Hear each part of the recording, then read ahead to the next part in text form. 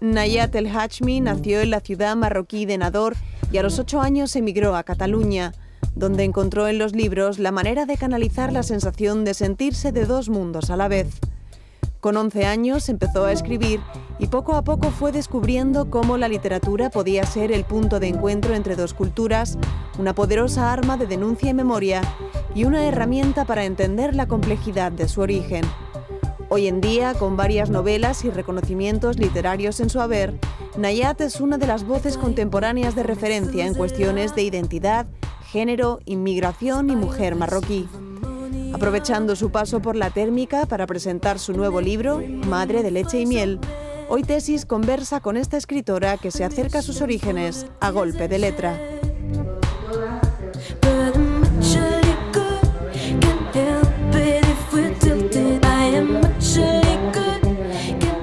La escritura se convirtió en un instrumento para entender un poco mi propia realidad, porque tenía muchas preguntas, muchas dudas y escribiendo, no es que las resolviera, pero como que ponía las cosas en claro, ¿sabes? Las ordenaba un poco. Y con el tiempo, pues, no sé, ha sido mucho más que eso, ¿no? Ha sido también una forma de representar un mundo que no se suele representar en ningún lugar, sobre todo el mundo de las mujeres con las que crecí, de esta zona del norte de Marruecos, y también también un instrumento para hacer un ejercicio de memoria, no sé, para plasmar las injusticias. La primera obra que escribí, que es Yo també soc catalana, tiene un título así muy llamativo, pero en realidad el texto en sí, el contenido, va mucho más allá de esa reivindicación. O sea, no es un título como de reivindicar que yo, como persona que lleva mucho tiempo en Cataluña, pues soy tan catalana como cualquier otra, ¿no? Y de alguna forma intentar también darle la vuelta incluso a la misma definición de catalán, ¿no? Porque en Cataluña tenemos la característica de que la mayoría de las personas tenemos o padres o abuelos o bisabuelos que vienen de otro sitio, así que es como una reivindicación de pertenencia, ¿no? Pero dentro, ya digo, en el texto lo que intento explicar es un poco todas esas contradicciones y esas dudas que yo había ido viviendo como hija de la inmigración, relacionadas con cuestiones de lengua, pero también con la identidad, con el rol de las mujeres, con el tema religioso, que es un tema también con muchas, muy complejo, y también intentaba abordar un poco lo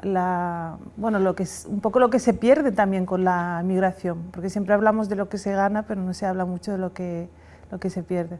He intentado a través de la literatura entender todo este sistema patriarcal del que vengo, que además al ser de zona rural es un patriarcado, digamos, en su forma más primitiva, pero también, no sé, cuestiones de identidad relacionadas con este cambio de la inmigración, cómo el emigrar puede ser una puerta a muchas oportunidades, pero al mismo tiempo puede ser algo que te fragiliza mucho, ¿no? Porque de repente no estás ni con lo que te protegía en origen, ni con lo que te protege en la sociedad de acogida, ¿no? Entonces hay un momento en que es como de mucha fragilidad, ¿no? No sé, también otras temáticas que siempre salen en mis libros, yo creo que es la cuestión de la sexualidad, porque al ser uno de los elementos que precisamente el patriarcado siempre ha intentado controlar, es una cuestión que me parece fundamental tratarla, y también porque el entorno de donde vengo es completamente tabú. Entonces yo creo que existe una necesidad de abrir debates sobre esas cuestiones. Yo cuando escribo sobre cuestiones de género intento entender mi propio contexto particular, no lo hago con la idea de que eso es algo característico simplemente de esta cultura de la que yo vengo. Y de hecho pensar así yo creo que es un poco caer en una falacia. algo que ahora podemos poner sobre la mesa, o sea, podemos decir, podemos afirmar que todas las culturas son machistas de una forma u otra, pero bueno, hace unos años era como muy difícil, porque no sé, se daba por sentado que en otros sitios la mujer estaba peor y que aquí teníamos muchas cosas ya solucionadas, ¿no?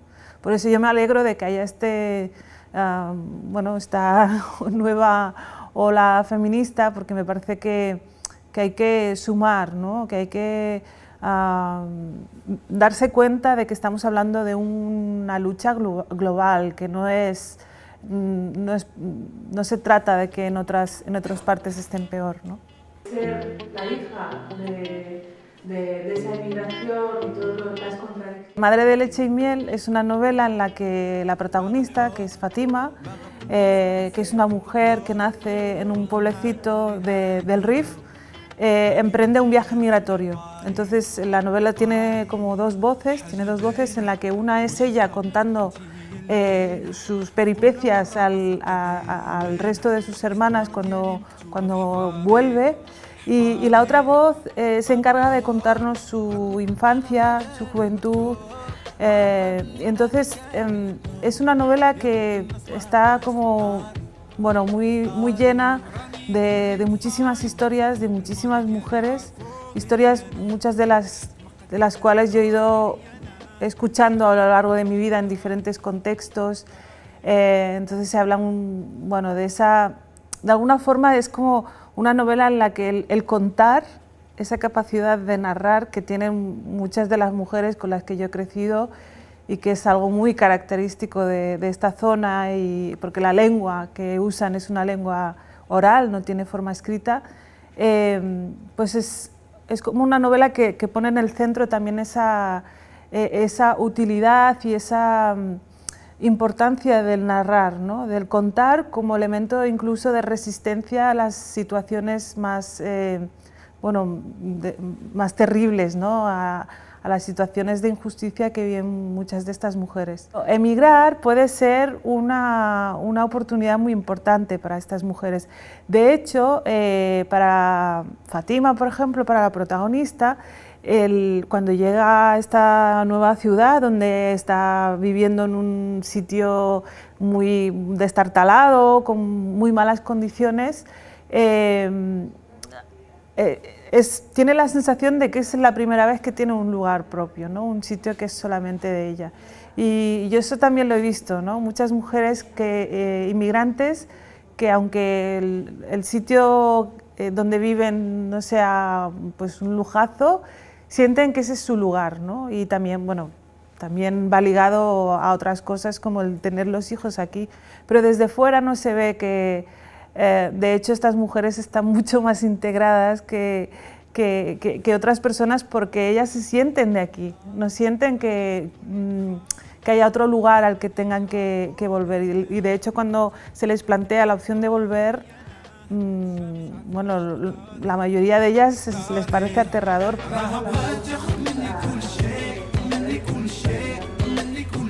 Los vínculos afectivos entre madres e hijas es algo que es fundamental en la novela, porque además, unas madres y unas hijas que se ven obligadas a separarse muy pronto, ¿no? Porque los matrimonios en la generación que yo trato, que es la generación de mi madre, solían darse cuando las mujeres eran muy jóvenes, ¿no?